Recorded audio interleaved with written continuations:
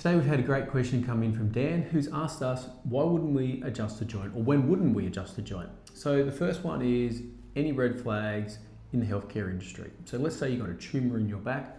There's no way we're going to adjust your back.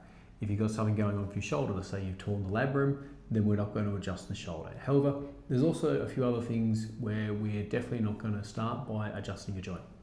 So one of the reasons why we wouldn't adjust the joint is if we weren't certain what's going on within that joint.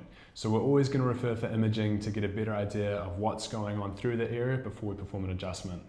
The second is if there's an elderly patient and they've got some age-related changes and some immobility through that joint, we're always going to try some other techniques first to get the joint more mobile, and then we might decide to adjust it. We're also going to watch out if any patients don't want to be adjusted, then we are not going to adjust them as well. So that's another big one for us.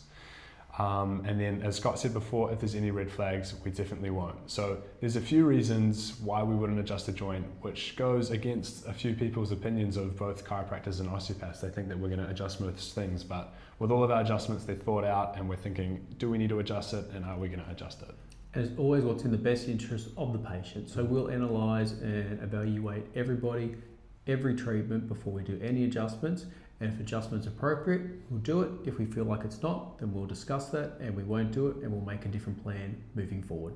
So if you're looking for some chiropractic or osteopathic treatment and you're concerned about adjustments, then come and see us and we can certainly work with you to make sure we put any of those fears to rest.